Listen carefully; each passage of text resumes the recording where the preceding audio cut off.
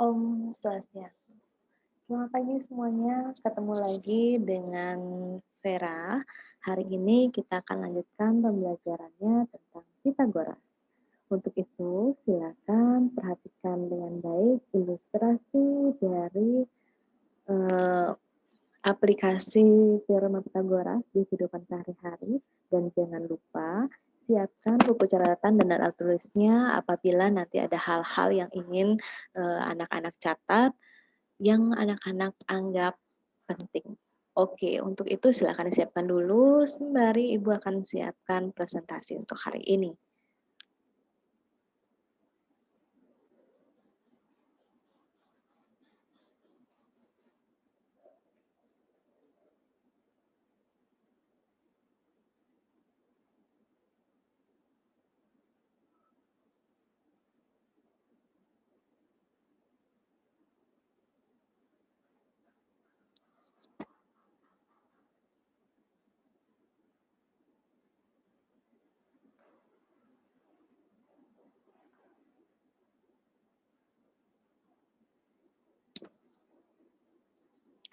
Baik, untuk kali ini kita akan bahas teorema Pitagoras di bagian 2. Jadi perhatikan baik-baik karena ada beberapa soal yang anak-anak harus kerjakan di siang hari nanti. Ya, siapa sih yang nggak tahu lingkungan ini gitu ya? Siapa yang kangen ruangan kelas gitu?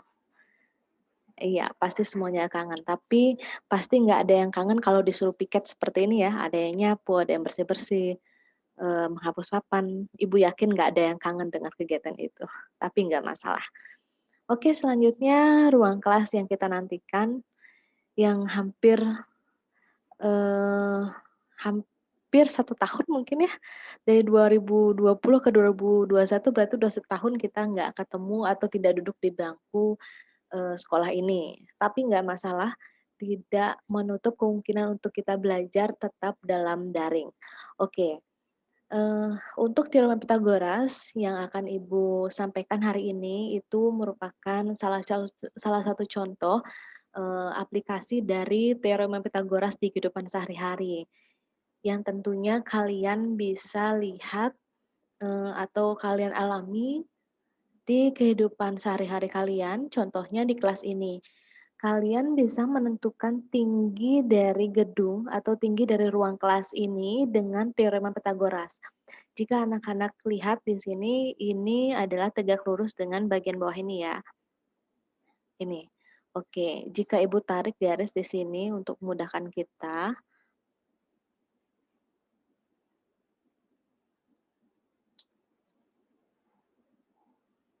Baik, Ibu tarik garis di sini. Set. Ya.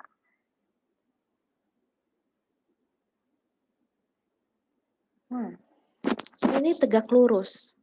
Ini tegak lurus ya. Jika anak-anak ingin tahu tinggi dari ruang kelas ini, anak-anak bisa mencari tahu tingginya dengan rumus Pitagoras yang dapat kita aplikasikan dimanapun kita berada. Jika anak-anak bisa lihat di sini kita tarik garisnya, ini merupakan segitiga siku-siku.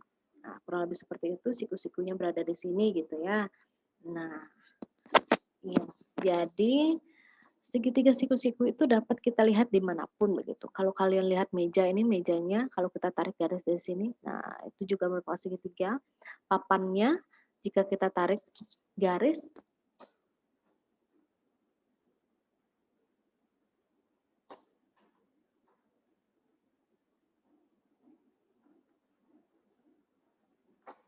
ya itu juga kita temukan segitiga.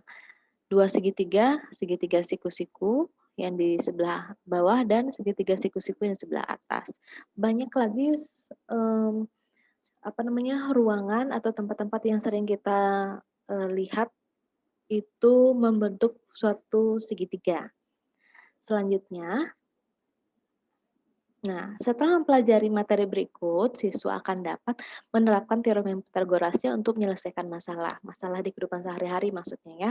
Selanjutnya menentukan jenis segitiganya, segitiga apa saja yang dapat kita tentukan dari teorema Pythagoras ini. Selanjutnya menemukan dan memeriksa triple Pythagoras. Jadi ada triple Pythagoras itu nanti Ibu akan jelaskan lebih lanjut.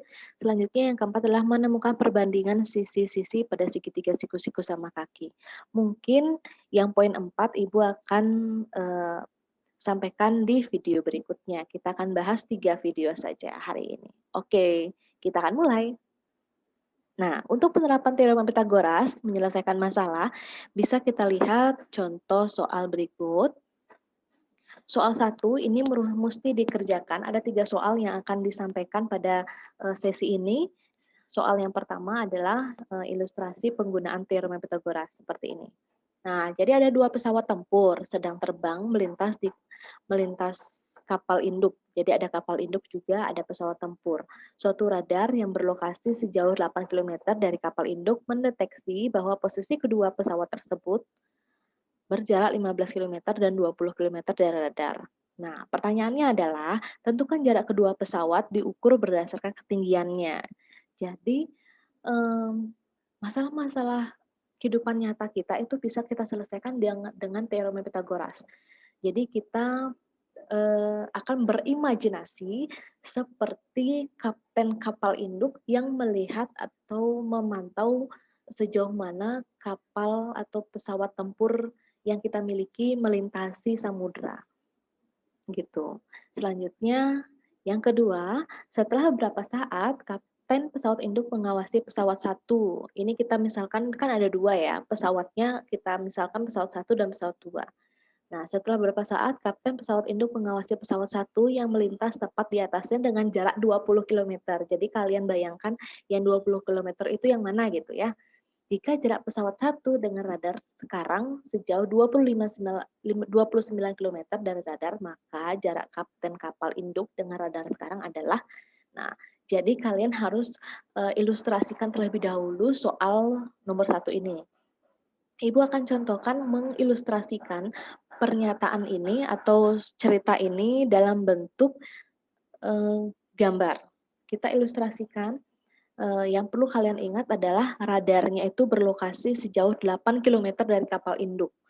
Selanjutnya ada 2 pesawat dengan posisi 15 km dan 20 km. Kita lihat.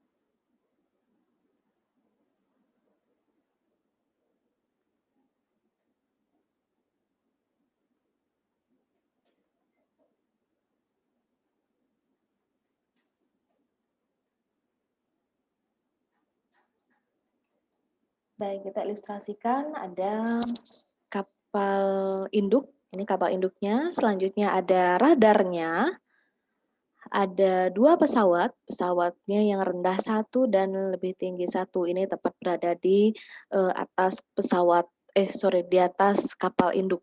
Nah, selanjutnya kita tarik garis, tadi disebutkan jarak dari kapal induk ke radar. Nah, itu maksudnya ya, yang ini garis merah ini. Garis merah itu merupakan jarak dari kapal induk ke radar. Selanjutnya jarak dari pesawat ke radar, pesawat 1 yang kita misalkan pesawat 1 yang ini, yang garis kuning. Selanjutnya pesawat yang 2 ke radar. Nah, seperti itu kurang lebih. Jadi, jika kita tarik garis tegak lurus dari kapal 1 ke kapal induk, kita akan temukan segitiga siku-siku di sini, Ibu akan bantu. Oke. Nah, kurang lebih seperti ini ya.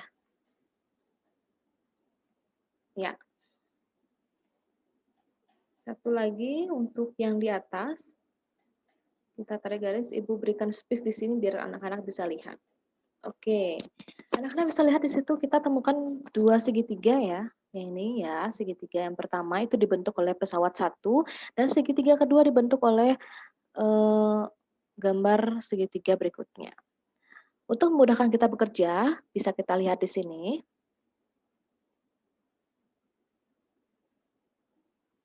Ya, jika kita ilustrasikan, gambarnya jadi akan seperti ini. Nah, tadi ini bentuknya seperti berbentuk segitiga siku-siku. Kita tarik garis. Nah, selanjutnya masukkan ketentuan yang tadi kita buat. Yang di titik ini merupakan radarnya, jadi radarnya di sebelah kiri bawah ya. Selanjutnya ada kapal induknya, pesawat 2 dan pesawat 1. Nah, setelah itu masukkan semua jaraknya. Tadi radar ke kapal jaraknya 8 kilometer, selanjutnya pesawat yang kedua itu 15 kilometer dan pesawat yang pertama itu 20 kilometer. Nah, yang perlu kalian ketahui di sini, setelah kalian baca soal, jadi imajinasikan soal tersebut menjadi suatu bangun segitiga yang dapat memudahkan kalian untuk bekerja begitu. Contohnya seperti ini, bangun segitiga siku-siku. Jadi karena kita berbicara tentang teorema Pythagoras, jadi kita gunakan segitiga siku-siku untuk memudahkan kita bekerja dan masukkan semua komponen yang diketahui, jaraknya, dan titik-titik yang perlu kita tekankan bahwa itu merupakan titik acuannya. Selanjutnya yang ini itu merupakan jarak pesawat. Oh, sorry, ini jarak pesawat 2 ya, Ibu ganti di sini. Atau di sini aja Ibu ganti. Ini pesawat 1. Yang ini pesawat 1 ya. Yang ini pesawat 2. Biar nggak bingung nanti. Oke, yang jaraknya lebih pendek itu pesawat 1 dan jaraknya lebih panjang itu pesawat 2.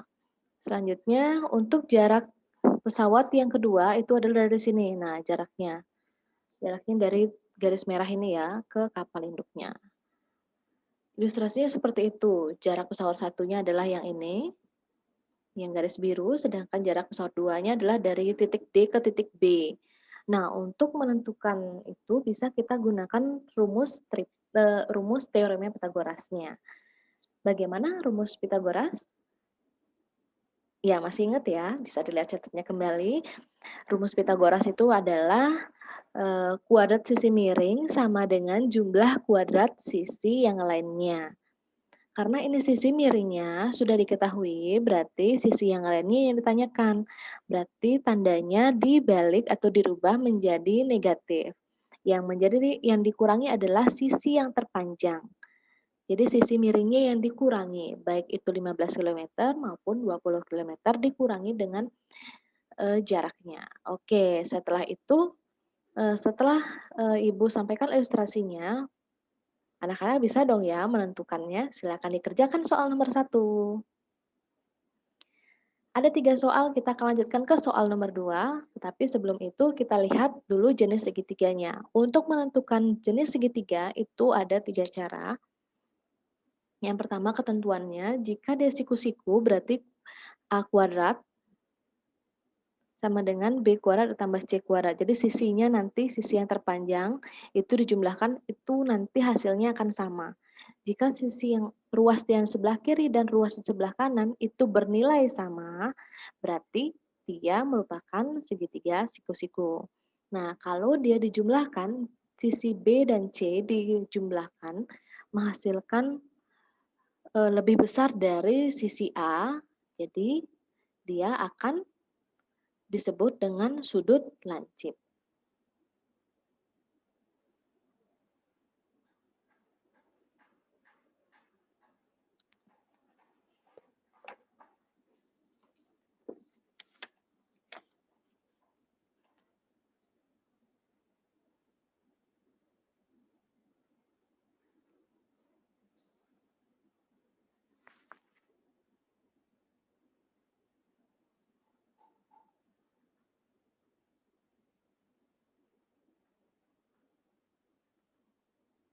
Nah, mungkin ada yang bertanya yang mana sisi A, sisi B, sisi C gitu ya. Oke, kita misalkan saja. Kita misalkan itu akan tuliskan salah satu contoh. Jika di sini adalah A, jika sudutnya ini adalah A besar, sudut A, berarti sisi A-nya itu berada di depannya. Ini adalah panjang sisi A. Ya, itu sisi A kecilnya. Sisinya itu berada di depan sudutnya. Kita lanjutkan. Ini Ibu ganti warnanya.